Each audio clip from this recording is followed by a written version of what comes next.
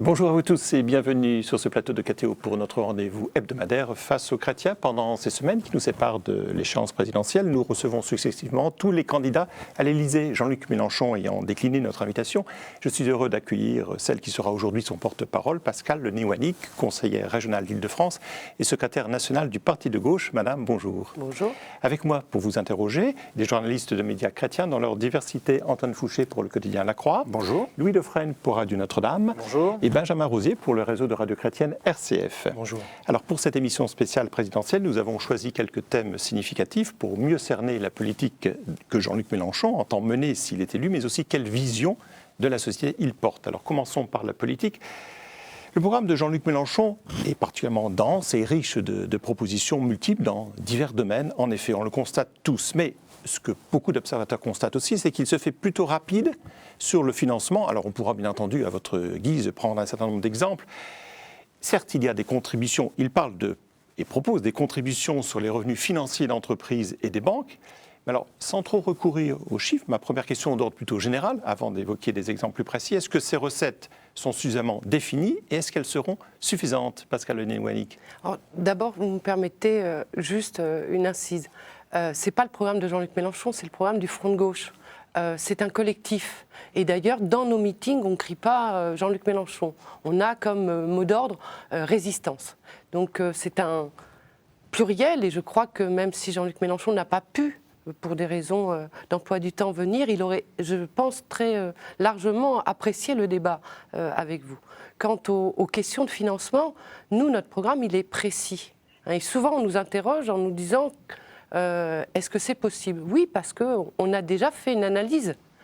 Les dispositions et les dispositifs mis en place par le gouvernement de M. Fillon, sous la présidence de M. Sarkozy, c'est déjà 100 milliards d'euros d'exonération dans le cadre des niches fiscales. Ce n'est pas rien quand on dit qu'il y a une dette, d'avoir contribué par la baisse des recettes à accroître cette dette. Après, on peut toujours crier à la dette, à la dette, à la dette, mais oui, notre programme est équilibré. Il a même cette particularité, par le fait de partir de la demande et pas de l'offre, de créer plus de recettes qu'il ne crée de dépenses. Et je crois que c'est ça que les Français attendent de nous, c'est-à-dire des politiques qui permettent de régler et les problèmes sociaux, les problèmes écologiques et d'équilibrer un certain nombre de comptes, tout en ne faisant pas de la finance, l'alpha et l'oméga, si vous permettez.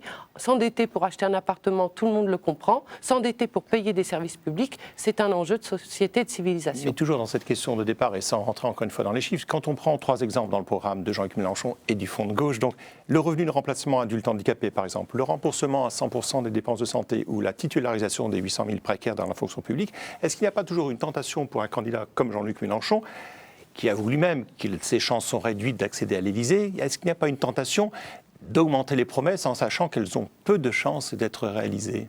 Non. D'abord parce que la chance d'être élu, ce n'est pas une question de chance, c'est une question de politique. Et je crois qu'aujourd'hui, l'écho de la campagne du Front de gauche montre que les jeux ne sont pas faits. Nous considérons aujourd'hui que les Français sont amenés à trancher.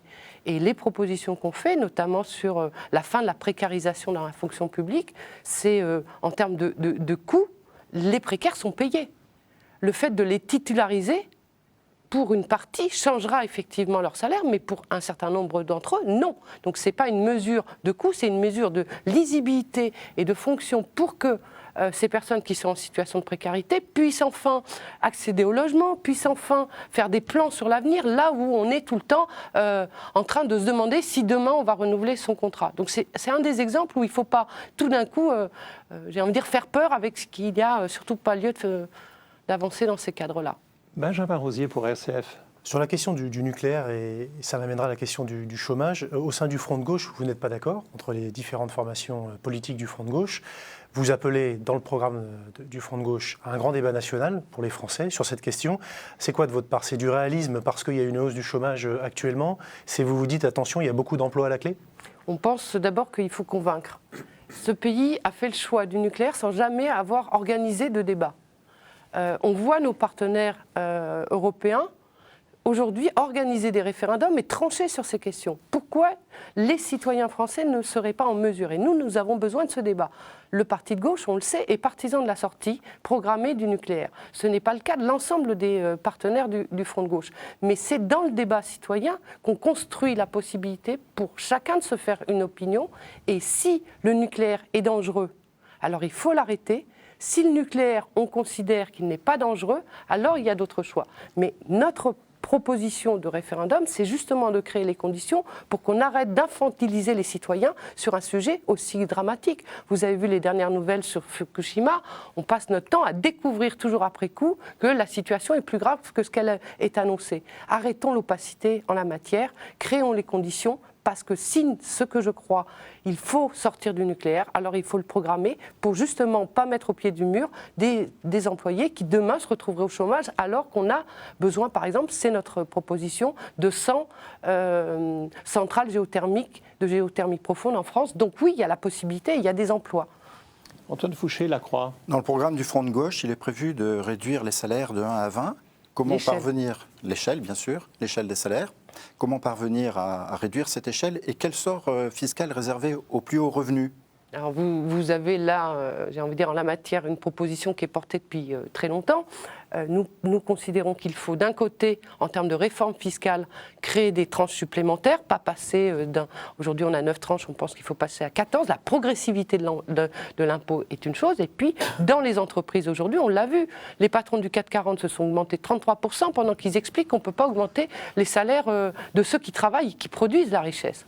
Le fait de recréer une échelle de 1 à 20, c'est obliger celui qui est à la tête de l'entreprise de se dire si je m'augmente, tout le monde s'augmente. Vous savez, on a un bon modèle, c'est l'économie sociale et solidaire. On va prendre par exemple l'entreprise des chèques déjeuner. Aujourd'hui, quand le patron s'augmente, tous les salariés s'augmentent. Et vous verrez dans ces entreprises, il y a beaucoup moins de taux d'absentéisme, il y a beaucoup moins de stress, et il y a une envie de travailler qu'on ne retrouve pas ailleurs, où on pense que c'est toujours dans la pression, dans l'infantilisation ou dans les remarques désobligeantes qu'on fait avancer les citoyens. Les gens aiment travailler, ils aiment leur travail, il faut à un moment donné qu'on les respecte. La loi, cette échelle. La loi, déjà l'augmentation des bas salaires, c'est l'outil principal, c'est déjà l'augmentation à 1 700 €, puis ensuite c'est la loi. Et quel sort fiscal réservé aux plus hauts revenus, en l'occurrence 360 000 € en moyenne, puisque c'est le plus haut salaire médian? On leur prend tout au-dessus, on l'a dit, c'est pas... Tout. Oui. Au-dessus. Au-dessus. Vous savez, moi, je suis élue à Antony. Il y a le siège social de Sanofi Aventis. Le patron de Sanofi Aventis gagne 20 000 € par jour. Par jour. À quoi ça sert? Dans un pays où la déclaration moyenne de ceux qui travaillent et produisent de la richesse est à peine au-dessus des 20 000 €. C'est cet écart-là qui est insupportable. Et nos concitoyens le disent. La question aujourd'hui du pouvoir d'achat est une question essentielle. La redistribution des richesses, je crois que c'est quelque chose qui traverse tous les camps. Et tout le monde est bien obligé aujourd'hui d'apporter des réponses à ces questions-là. Nous en faisons, qui ne sont pas démesurées. Je crois que si on prend l'exemple américain, Roosevelt avait lui aussi, au moment de 29, décidé des mesures fiscales très fortes et très incitatives. La redistribution passe par là. Louis Dauphren, Radio Notre-Dame. Quel discours tenez-vous aux ouvriers en ce qui concerne la concurrence que peut représenter pour eux les flux migratoires et le fait que une main-d'œuvre à bas prix vient les concurrencer sur le sol national? Est-ce que vous dites, comme le révèle un sondage IFOP dont Radio Notre-Dame a parlé ce matin, est-ce que vous voulez limiter l'immigration légale à l'obtention d'un contrat de travail, par exemple, ce qui mettrait fin au regroupement familial? Apparemment, 62% des personnes à gauche sont favorables à cette mesure. Ou est-ce que vous ne tenez pas de discours particulier à ces ouvriers pour les rassurer face à la concurrence que représente l'immigration? Aujourd'hui, la concurrence, elle est organisée par le fait qu'on a laissé des travailleurs dans une situation de sans-papiers qui peuvent être une main-d'œuvre de recours dans un certain nombre d'entreprises. La solidarité nécessite pour nous de régulariser ces travailleurs sans papier parce qu'ils apportent de la richesse au pays. On le sait, les études INSEE le montrent, c'est 48 milliards de coûts, mais c'est 60 milliards de recettes. Aujourd'hui, il faut créer des solidarités pour qu'on ne puisse pas jouer du dumping social entre pays et entre salariés. Si vous les régularisez, d'autres vont venir. C'est inévitable. Pourquoi c'est inévitable ? Parce que vous faites du postulat qu'on va continuer à piller les richesses du Sud et qu'on va continuer à créer les conditions pour que les gens se retrouvent contraints de venir. Le développement et la coopération qu'on prône au niveau international, c'est aussi à un moment donné de s'interroger sur pourquoi les gens s'en vont. Mais c'est du plus long terme. Ah oui, mais il faut articuler le court et le long terme sans créer les conditions, sans faire croire aux gens que les conditions sociales, ça serait aujourd'hui la faute de l'immigré ou de celui qui est étranger ou celui qui est différent pour ses origines. C'est un faux débat. Le Front National a essayé pendant des années de créer les conditions, d'expliquer que la faute aujourd'hui de la pauvreté, ça serait l'immigration. La pauvreté, c'est l'absence de redistribution des richesses. Antoine Fouché-Lacroix. Un autre sujet, en matière de défense nationale, comment voyez-vous l'avenir de la place de la France dans l'OTAN ? Nous sommes partisans de la sortie de la France de l'OTAN. Je crois aujourd'hui que nous avons besoin d'une défense nationale indépendante et qui ne réponde, j'ai envie de dire, qu'à la France et à l'ONU. L'OTAN n'est pas aujourd'hui au service d'une politique internationale. Elle est au service des intérêts particuliers des États-Unis d'Amérique. Et nous ne pensons pas aujourd'hui que le fait d'avoir intégré le commandement unifié de l'OTAN ait apporté quelque chose aujourd'hui en matière de sécurité nationale. Est-ce que ça veut dire aussi toute disparition d'intervention extérieure de la part de l'armée française, que ce soit au sein de l'OTAN ou suite à des décisions de l'ONU ? De l'OTAN, c'est une certitude. Ensuite, nous considérons aujourd'hui que l'armée française n'a pas à faire, comme elle l'a fait depuis des années, des expéditions à l'extérieur, comme en Afrique. Même lorsqu'on invoque le droit d'ingérence d'ordre humanitaire, comme ce fut le cas pendant la guerre des Balkans ? Je ne crois pas aujourd'hui qu'on puisse nous juger. L'ONU peut, à un moment donné, délibérer, et nous sommes pour que l'ONU ait toute sa place et l'ensemble de sa place. Si dans ce cadre-là, le débat national, les parlementaires considèrent, mais nous n'avons pas, nous, vocation, la France, à être les bagages accompagnés d'une politique américaine. Benjamin Rosier, RCF. Au sujet de l'Europe, vous appelez, dans le programme toujours du Front de gauche, à ce que la France s'affranchisse du traité de Lisbonne, aille vers une autre Europe, plus sociale, plus solidaire. Toute la législation européenne est aussi liée en fait aux accords OMC, anciennement GATT et OMC. Ça veut dire quoi ? Ça veut dire que vous allez demander que la France, puis l'Europe, ne soient plus OMC compatibles ? C'est-à-dire que votre combat, il va aller jusqu'à l'OMC ? Oui. Jusqu'à Pascal Lamy ? Oui, tout à fait. Je crois qu'à un moment donné, en Europe, on n'arrête pas de nous expliquer qu'il y aurait des règles supranationales qui s'imposeraient à nous, alors que ces règles supranationales ont été mises en place, pas par des martiens, par des citoyens, à un moment donné, qui ont fait des choix politiques. Ce que nous proposons, c'est de défaire ces choix politiques. Les Anglais peuvent, à un moment donné, imposer à l'Europe des exigences particulières, et pourquoi les Français ne le feraient pas ? Nous considérons aujourd'hui que la France est l'élément et l'un des éléments centraux de la construction européenne. L'Europe ne peut pas se faire sans la France. Et la voix de la France compte. Si la France exige un certain nombre de discussions ou de remises en cause, elle pourra l'obtenir. Rien ne s'effondrera demain parce que nous n'appliquerons plus une règle de l'OMC. Du coup, le projet serait sortir l'Europe de l'OMC si l'OMC continuait à être cet organe libéral Nous pensons que la référence internationale, c'est l'OIT plutôt que l'OMC. D'accord. Alors, sur cette première partie, une dernière question de Louis Dauphren, Radio Notre-Dame. En fait, Jean-Luc Mélenchon, c'est un Le Pen de gauche.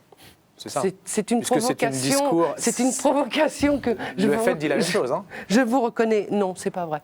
C'est pas vrai. Sur l'immigration, l'OTAN, l'OMC, tout ça, c'est pareil. Vous le savez, sur l'immigration, Madame Le Pen et son parti organisent aujourd'hui la hiérarchie et le tri des citoyens en faisant et en ciblant une partie de la population en disant c'est de leur faute s'il y a la crise. Mais mettons cela à part. Aujourd'hui, sur le SMIC, ils ne proposent pas d'augmentation. Sur la redistribution des richesses, ils ne proposent pas de s'attaquer. C'est la béquille du système aujourd'hui qui est utilisée par les uns et par les autres et qui fait croire qu'il y aurait des points. Et puis vous savez, l'argument de nous avancer, on l'a eu au moment du débat constitutionnel en 2005. On a essayé de nous expliquer que nous étions sur les positions de l'extrême droite parce que nous étions contre et opposés au projet de traité européen. Il ne faut pas, à un moment donné, parce que les deux votent non, confondre les positions et les arguments. C'est le non de gauche qui l'a emporté, parce que dans ce pays, on n'est pas d'accord pour le dumping social et la mise en concurrence, et encore moins pour la haine des autres.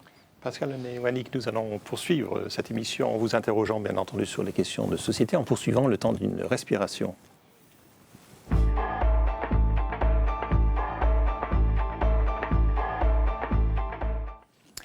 Notre invité aujourd'hui est Pascal Néouannick du Parti de gauche et aujourd'hui qui sert de porte-parole à Jean-Luc Mélenchon. Elle est interrogée par Antoine Fouché de La Croix, Louis Dauphren de Radio Notre-Dame et Benjamin Rosier de RCF. Alors on connaît l'attachement de Jean-Luc Mélenchon pour la laïcité, on connaît aussi votre attachement personnel pour ce thème.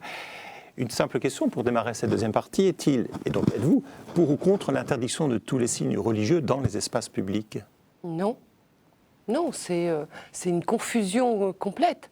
Je crois aujourd'hui que la laïcité, ce n'est pas la guerre aux religions, on le sait tous. Et ceux qui ont prétendu cela font une erreur d'analyse qui sert un projet politique qui est complètement de déconstruire la laïcité, qui est justement une loi d'apaisement qui a mis fin à plus de 100 ans de guerre de religion dans notre pays. Aujourd'hui, nous avons une exigence de laïcité qui s'applique dans ce que nous considérons essentiel, c'est-à-dire la séparation du public, du pouvoir politique et de l'espace privé. Chacun est dans notre pays traité à égalité qu'il croit ou qu'il ne croit pas. C'est ça la laïcité. Et c'est essentiel pour nous de rappeler que ce n'est surtout pas une guerre et un tri entre les uns et les autres qu'ils croient ou qu'ils ne croient pas. Et par exemple, la proposition de loi qui avait été déposée par les socialistes au Sénat pour interdire des signes ostentatoires religieux, y compris au domicile des assistantes maternelles, vous étiez favorable ou opposé à ce genre de texte ? Alors, nous, on était favorable au premier jet de la loi qui était déposée par Madame Laborde. Nous n'étions pas d'accord avec les amendements déposés par Monsieur Alain Richard, puisque dans ces amendements, il organise le fait aujourd'hui de légitimer le financement de crèches confessionnelles sur fonds publics, alors que nous considérons aujourd'hui que ce n'est pas normal qu'il y ait financement public en direction des crèches confessionnelles. Ça, c'est une séparation. Nous pensons que l'argent public est essentiellement et doit servir l'intérêt de tous et pas trier entre les Français en fonction de leurs convictions. Et au domicile des assistantes maternelles, votre position, c'était de laisser la liberté de faire au domicile ou éventuellement d'intervenir sur les signes extérieurs ? Nous sommes pour un grand service public de la petite enfance. Aujourd'hui, c'est un des enjeux. Il y a beaucoup d'assistantes maternelles qui œuvrent dans leur domicile. Voilà. Quand on dit que les gens ont le choix, ils n'ont pas le choix. La réalité, c'est celle-là. On est tous confrontés au fait qu'il n'y a pas de place en crèche, qu'il n'y a pas de place ceci. Donc, on est devant une impasse. Dans ce non-choix, on essaye d'exiger de certains quelques exceptions, quelques accommodements ou quelques concentrations où on ciblerait tel ou tel. Nous, on n'est pas d'accord avec ça. Aujourd'hui, l'enjeu, c'est le service public de la petite enfance. C'est dans notre programme. Pourquoi ? Parce que justement, on veut séparer ce qui est de l'accueil public et du choix individuel et qui relève intimement du choix des parents. Mais c'est vraiment deux choses différentes. Je crois que cette loi, elle a été amenée dans un projet, une intention de régler un certain nombre de différends et de difficultés, puisque certaines crèches aujourd'hui font office de service public sans en avoir la possibilité, j'allais dire, d'obliger à la neutralité de ces salariés, et qu'elle est partie dans autre chose. Et je crois que c'est ça qui est dommageable aujourd'hui pour notre pays.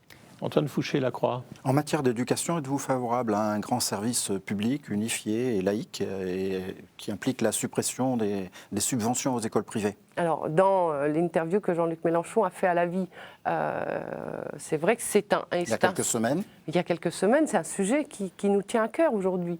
Et ce n'est pas un sujet qui séparait, j'ai envie de dire, les croyants et les non-croyants. Il y a des associations de chrétiens pour la défense de l'école publique aujourd'hui qui se mobilisent et qui disent l'école de tous, c'est l'école où justement chacun, quelles que soient les convictions de ses parents, puisse se rencontrer et se retrouver. Nous devons créer les conditions aujourd'hui de sortir la mise en concurrence de l'école. Et l'école privée confessionnelle a emboîté le pas aujourd'hui la marchandisation de l'école.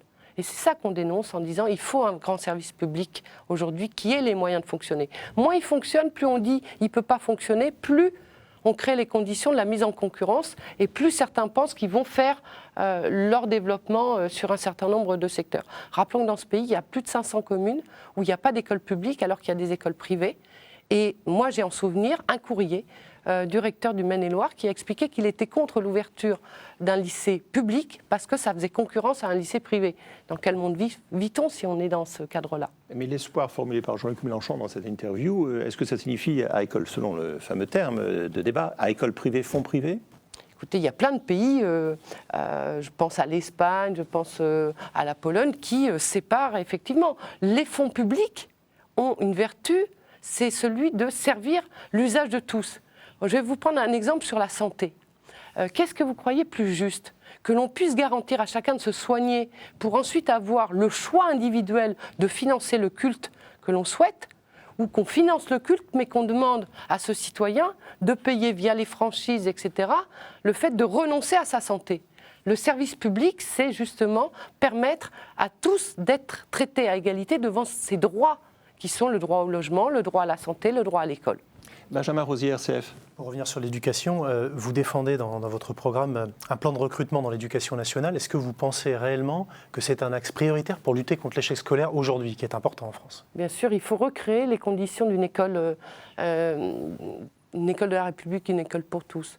Là, ce qu'on est en train d'organiser, c'est l'école à plusieurs vitesses, où le choix des parents est d'espérer pouvoir contourner le système pour pouvoir envoyer leurs enfants dans les écoles dont ils estiment qu'elles sont les meilleures, dont ils estiment, ou dont on leur a expliqué qu'elles étaient les meilleures.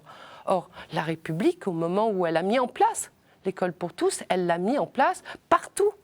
Et l'exigence de niveau et de qualité, elle n'était pas pour quelques-uns. Aujourd'hui, nous avons besoin de rétablir la qualité de l'enseignement et de l'éducation qui fait que les parents ne sont pas contraints de croire qu'ils ont le choix. Là aussi, sur le choix. Vous savez tous très bien que pour être dans un bon lycée, entre guillemets, il faut avoir les moyens de se loger à côté, même si la carte scolaire a été déconstruite. Or, ce choix-là, il n'existe pas. Où on fait croire aux gens qu'ils ont le choix. Arrêtons de faire croire aux gens qu'ils ont le choix et créons les conditions pour qu'ils soient traités à égalité. Est-ce que ça ne passe pas quand même par une validation des connaissances dès l'entrée en sixième, vous voyez, pas par une sélectivité, mais par ce genre de mesures pour une meilleure orientation et pour éviter de dire tout le monde doit aller vers le bac général? D'abord, on ne dit pas ça dans notre programme, vous le savez. Je crois qu'il ne faut pas opposer aujourd'hui les moyens et les contenus. Dans le programme du Front de gauche, il y a les deux éléments. Nous sommes pour une refonte aujourd'hui de l'école. Et je crois que l'école a besoin de relever les défis qui sont devant elle. La société a besoin de pouvoir faire monter le niveau de qualification de chacun. Mais c'est dans toutes les voies, générales, technologique et professionnelle. Il n'y a pas un abandon d'une série de la population qui ne serait pas, où il y aurait une seule voie d'excellence. Ce n'est pas vrai. Aujourd'hui, par exemple, sur la voie professionnelle, nous sommes pour le rétablissement du bac en 4 ans, parce qu'il est passé à 3 ans, parce qu'on sait que c'est un taux d'échec plus important qui fait et qui contribue aujourd'hui à la sortie du système scolaire sans qualification et sans diplôme. Et ça, c'est complètement aberrant. Une économie d'1 an qui a un coût social pour les personnes qui se retrouvent en échec, bien plus coûteux pour la société que cette économie sur 1 an. Louis Dauphren, Radio Notre-Dame. Le monde n'est pas une marchandise, le corps non plus. Est-ce que vous êtes pour poursuivre les promoteurs de la pornographie comme le prévoit le code pénal? Oh, c'est une bonne question. Aujourd'hui, nous sommes, et vous le savez, au Front de gauche, très attachés au fait de repenser l'ensemble des problématiques qui renvoient à la prostitution. Nous assumons, nous sommes, je crois, les seuls à avoir considéré qu'il fallait sanctionner aujourd'hui les clients. Je pense qu'il faut, pas simplement en matière de prostitution. Quand on regarde les publicités qui nous assaillent, on est souvent, en tout cas comme femme, plutôt un objet de désir sexuel qu'un être humain de raison émancipé de ces dominations. Je crois que là, il y a beaucoup de matière et beaucoup à faire. Je pense que je ne suis pas, moi, juge. Je crois qu'il n'y a pas de matière obligatoirement à dire il faut une nouvelle loi. Je crois nécessairement aujourd'hui qu'il faut séparer le politique du judiciaire. Et là, il y a eu une confusion très grande pendant les 5 dernières années. Demander aux juges d'appliquer la loi, c'est tout à fait normal. Interroger les citoyens pour savoir si la loi est adéquate, c'est aussi de temps en temps nécessaire. Mais faire une loi tous les jours supplémentaire par rapport à un sujet, nous y sommes plutôt opposés. Antoine Fouché-Lacroix. Sur l'euthanasie, si j'ai bien compris, le Front de gauche veut aller plus loin que la loi Leonetti. N'est-ce pas finalement aller vers le suicide assisté? Écoutez, il y a eu ce samedi la rencontre de l'ADMD. C'est l'association du droit à mourir dans l'indignité. Je ne vous cacherai pas que dans cette association, il y a toute une série de personnes qui ont des parcours et des convictions, y compris spirituelles, très différentes. Je crois que c'est un débat de société. Aujourd'hui, depuis la philosophie des Lumières, on est tous confrontés à cette interrogation face à la mort. Jean-Luc Mélenchon assume, comme le Front de gauche, le fait que la loi Leonetti crée un faux semblant, ou laisse de côté aujourd'hui tout un pan. Je ne crois pas, et je ne fais pas partie de ces gens qui croient que lorsque quelqu'un est dans la souffrance, quand quelqu'un qui est conscient, je ne parle pas de quelqu'un d'autre, quelqu'un qui est conscient, qui sait que ses jours sont comptés et que de toute façon il n'y a pas de remède. Aujourd'hui, peut-être que demain il y en aura un, et qui décide à un moment donné lui-même d'éteindre la lumière, je ne crois pas que quelque chose puisse s'y opposer. Et en tout cas, il faut laisser cette liberté aux gens. C'est un débat de société. Et j'accepte, et nous acceptons complètement et pleinement que des gens ne partagent pas notre point de vue. Mais c'est le fait que dans cette campagne, on ait enfin pu poser ces questions de société et pas considérer que c'était des petits sujets qui font avancer le débat et éclairer l'ensemble de la société française. Pas petit sujet, en effet. Nous aurons sûrement l'occasion de prolonger ce discours. Merci Pascal Néouannick d'avoir répondu à notre invitation. Vous pouvez revoir cette émission sur les sites respectifs de La Croix, de Radio Notre-Dame et de RCF et aussi de KTO. Mais ne nous quittez pas, cette émission spéciale présidentielle se prolonge avec Jean-Pierre Mercier de Lutte ouvrière qui représente Nathalie Arthaud. C'est donc un rendez-vous que je vous donne. À tout de suite.